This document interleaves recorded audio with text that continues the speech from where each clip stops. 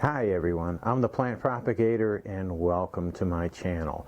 Today it's a beautiful early June day in Southwest Florida, and what I'm sharing with you from behind the camera are some of the new babies that I brought home from the laboratory that are going to end up today or tomorrow in my nursery outside.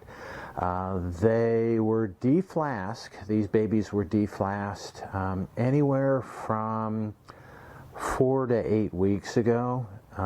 Average, I guess, is about 6 weeks ago, but they're ready to go.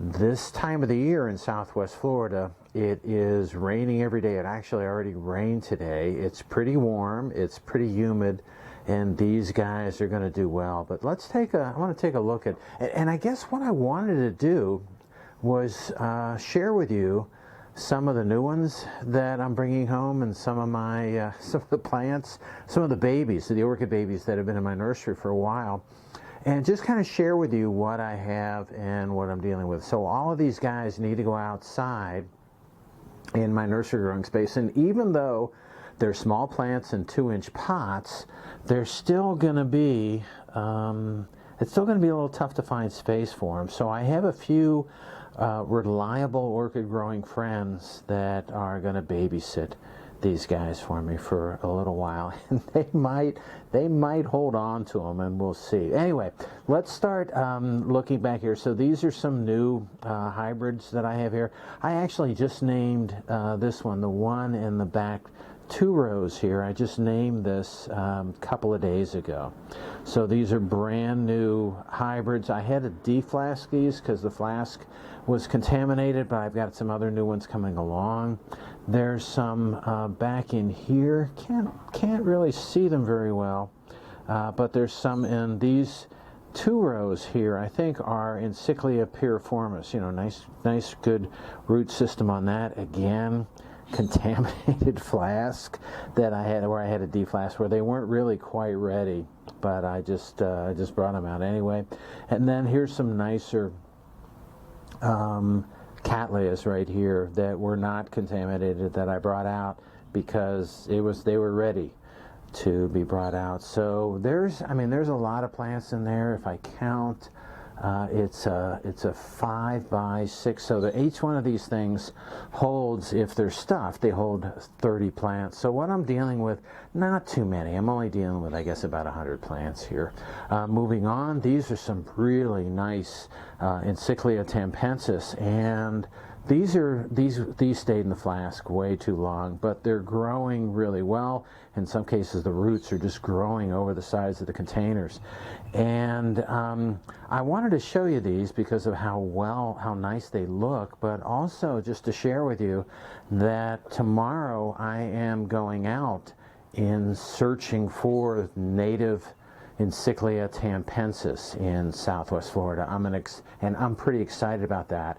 Their blooming, peak bloom is right about now or next week, and I actually took a look a couple hours ago at a small plant that I mounted in a neighbor's tree across the street, and on this tiny little plant, he's got a bloom.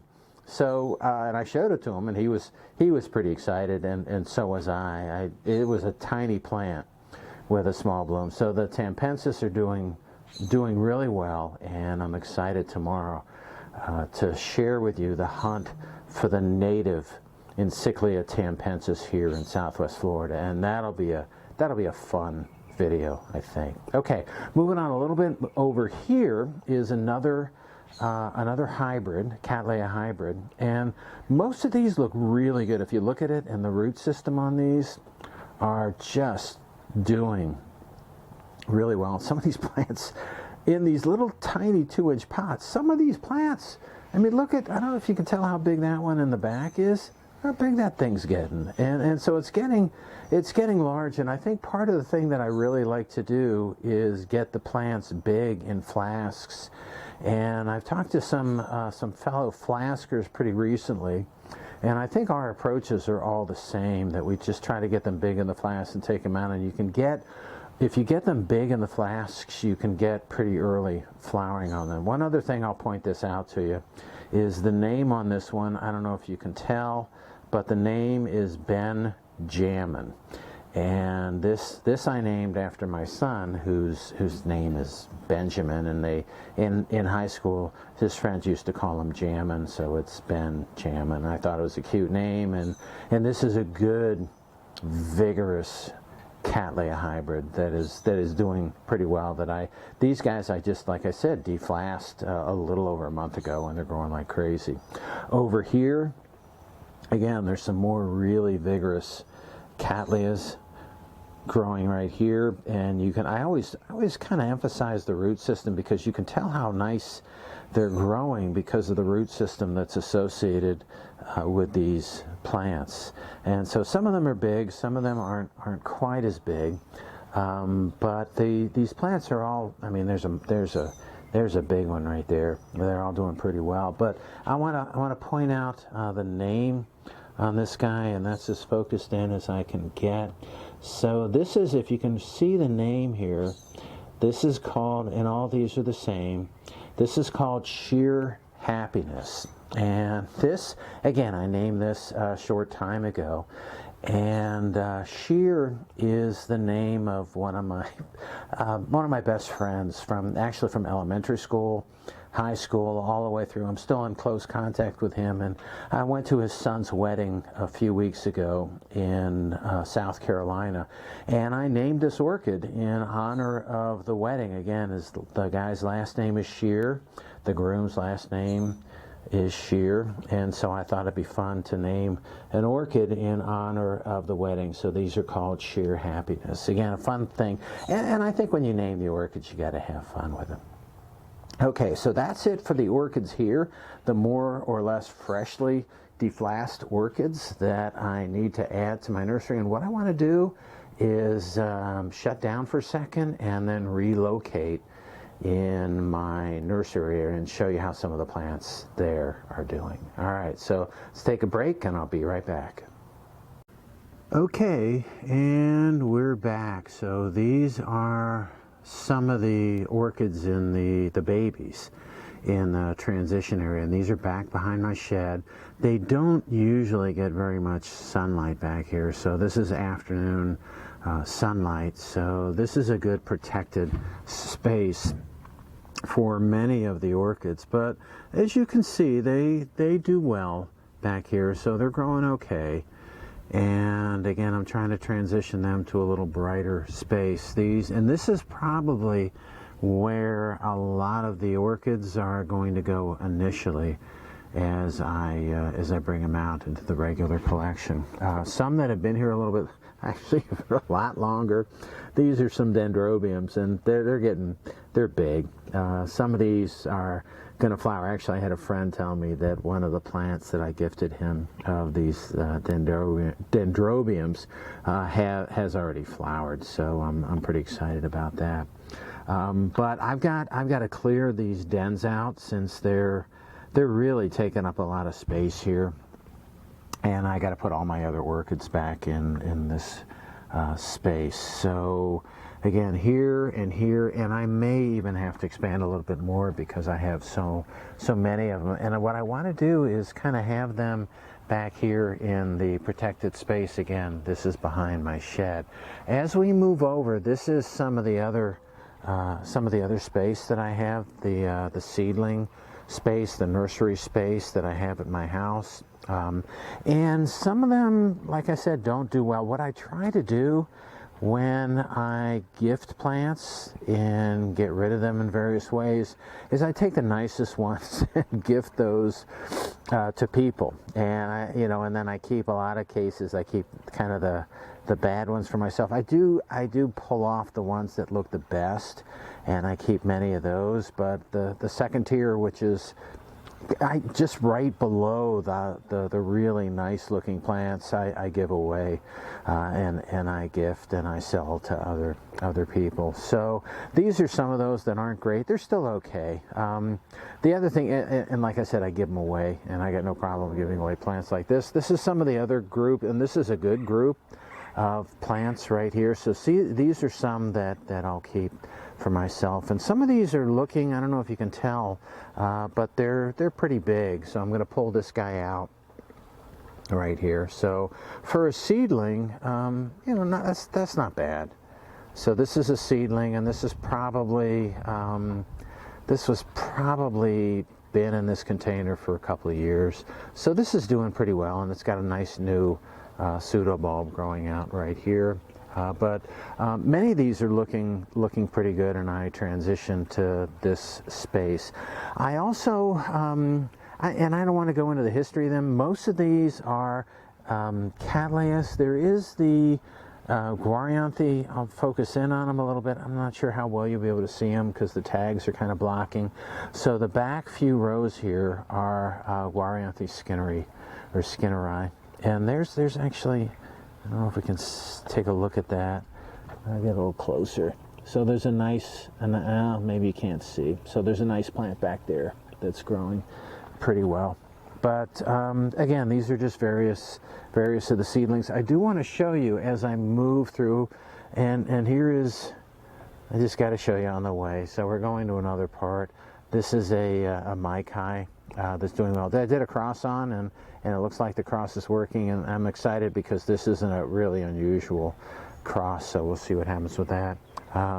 Vandas on the tree are doing well. The root growth on these Vandas. Okay, we got to get going to where I wanted to show you. Oh, I should say here's another flat. I keep these flats, and I just bought a dozen of these black flats that these seedlings are sitting in. I just try to tuck these guys away in really any place that I can. And so again, there's another flat of seedlings that I'm transitioning, and then I'm not really sure what's going to happen to these guys. But I do want to show you as we move over to this space, what I like to do is plate them, put them in these baskets, and these are baskets for growing water plants in ponds. But what I found is that I can take them and just use these hangers, and these are regular wire orchid hangers, and I can put, the way that it works, these are 2-inch pots, and I could put 16 of them in each one of these baskets, and then kind of place them in my regular orchid growing space, either along the fence or underneath my pergola in the shaded spot, as these are where these are located right now. But let me show you what these guys look like.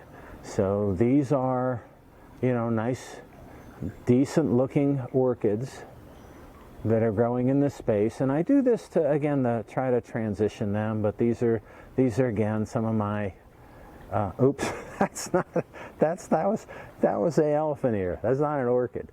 But these are the orchids that are, again, I make a I don't know if you can see it, I make a 4x4 grid, so you can get 16 of these babies in one of these containers.